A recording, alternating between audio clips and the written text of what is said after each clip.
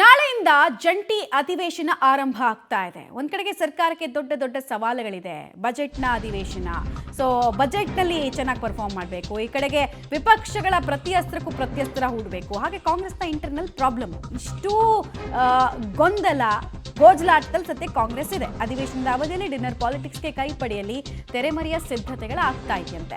ಸಮಾನ ಮನಸ್ಕ ಶಾಸಕ ಸಚಿವರ ಭೋಜನ, ಪ್ರಸ್ತುತ ವಿಷಯಗಳ ಕುರಿತಂತೆ ಚರ್ಚೆ ಮಾಡೋದಕ್ಕೆ ಕಸರತ್ತುಗಳಾಗ್ತಾ ಇದೆ. ಸಿಎಂ ಡಿಸಿಎಂ ಎರಡೂ ಕಡೆಯಿಂದ ಶಾಸಕರು ಯಾರ್ಯಾರು ಗುರುತಿಸ್ಕೊಂಡಿದ್ದಾರೆ ಅವರು ತಾಲೀಮನ್ ಶುರು ಹಚ್ಕೊಂಡ್ಬಿಟ್ಟಿದ್ದಾರೆ. ನಾಳೆಯಿಂದ ಅದು ಇನ್ನಷ್ಟು ಜಾಸ್ತಿ ಆಗುವಂತಹ ಸಾಧ್ಯತೆ ಇದೆ. ನಾಳೆಯಿಂದ ನೀವು ಇನ್ನಷ್ಟು ಸುದ್ದಿಗಳು ನಿಮ್ಮ ಹತ್ರಕ್ಕೆ ಬರಬಹುದು.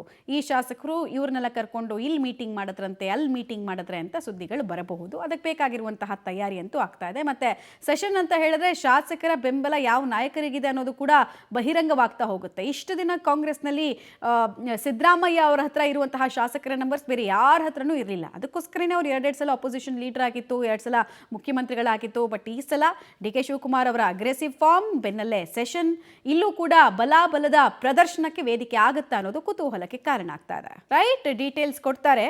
ನೇರ ಸಂಪರ್ಕದಲ್ಲಿ ಜಾಯ್ನ್ ಆಗ್ತಾ ಇದ್ದಾರೆ ಶ್ರೀನಿವಾಸ್. ಇಷ್ಟು ಸೆಷನ್ ಅಲ್ಲಿ ನಾವು ನೋಡ್ತಾ ಇದ್ದಿದ್ದು ಸಿದ್ದರಾಮಯ್ಯ ಅವರಿಗೆ ದೊಡ್ಡ ಬೆಂಬಲ ಶಾಸಕರದ್ದು ಇರ್ತಾ ಇತ್ತು. ಸೆಷನ್ ನಲ್ಲಿ ಒಂದು ಸೆಂಟರ್ ಆಫ್ ಅಟ್ರಾಕ್ಷನ್ ಅಂದ್ರೆ ಸಿದ್ದರಾಮಯ್ಯ ಅವರು ಇರ್ತಾ ಇದ್ರು. ಬಟ್ ಈ ಸಲ ಈ ಕಾಂಗ್ರೆಸ್ನ ಇಂಟರ್ನಲ್ ಸಮಸ್ಯೆ ಮಧ್ಯೆ ಸೆಷನ್ ಬಂದಿರೋದ್ರಿಂದ ಈ ಸೆಷನ್ ಅನ್ನ ಶಾಸಕರ ಬೆಂಬಲ ನಮಗೂ ಇಷ್ಟಿದೆ ಅಂತ ಅಂಕಿಅಂಶ ತೋರಿಸೋದಕ್ಕೆ ಪ್ರತ್ಯೇಕವಾಗಿ ಸಭೆಗಳೇನಾದರೂ ಆಗುತ್ತಾ, ಮೀಟಿಂಗ್ಗಳಾಗುತ್ತಾ, ಯಾರ್ಯಾರಿಗೆ ಇನ್ವೈಟ್ಸ್ ಹೋಗ್ತಾ ಇದೆ, ಯಾರ್ಯಾರ ತಾಲೀಮ್ ಯಾವ್ಯಾವ ರೀತಿ ಇದೆ? ಮಮತಾ, ಸಹಜವಾಗಿ ಸಿದ್ದರಾಮಯ್ಯ ಮತ್ತೆ ಡಿ ಕೆ ಶಿವಕುಮಾರ್ ಅವರ ಬಣಗಳ ನಡುವೆ ಈ ಅಧಿಕಾರ ಹಂಚಿಕೆಯ ಫೈಟ್ ದೊಡ್ಡ ಮಟ್ಟದಲ್ಲಿ ಆಗ್ತಿದೆ. ಅದಕ್ಕೆ ಮುಂದುವರೆದ ಭಾಗವಾಗಿ ತಮ್ಮ ಶಕ್ತಿ ಪ್ರದರ್ಶನ ಮಾಡಲಿಕ್ಕೆ ಬಹುಶಃ ನಾಳೆಯಿಂದ ಪ್ರಾರಂಭವಾಗುವಂತಹ ಅಧಿವೇಶನ ಕಾರಣ ಆಗಬಹುದು. ತಮ್ಮ ಬೆಂಬಲವನ್ನ ಜಾಸ್ತಿ ಮಾಡಿಕೊಳ್ಳುವಂತ ನಿಟ್ಟಿನಲ್ಲಿ ಶಾಸಕರ ಸಭೆಗಳು ಆಗ್ತವೆ ಕಾಂಗ್ರೆಸ್ನಲ್ಲಿ ಅನ್ನುವಂತಹ ಚರ್ಚೆಗಳು ಜೋರಾಗಿ ನಡೀತಾ ಇದ್ದಾವೆ. ಒಂದ್ ಕಡೆ ಡಿ ಕೆ ಶಿವಕುಮಾರ್ ಅವರು ತಮ್ಮ ಶಕ್ತಿ ಪ್ರದರ್ಶನ ಮಾಡುವಂತ ನಿಟ್ಟಿನಲ್ಲಿ ತಮ್ಮ ಹಿಂದೆ ಇಷ್ಟು ಜನ ಶಾಸಕರಿದ್ದಾರೆ ಅಂತ ತೋರಿಸುವಂತ ನಿಟ್ಟಿನಲ್ಲಿ ಶಾಸಕರನ್ನು ಕೂಡ ಹಾಕೊಂಡು ಸಭೆಯನ್ನ ಮಾಡುವಂತಹ ವಿಚಾರಗಳು ಕೂಡ ಚರ್ಚೆ ಆಗ್ತಾ ಇದ್ದಾವೆ.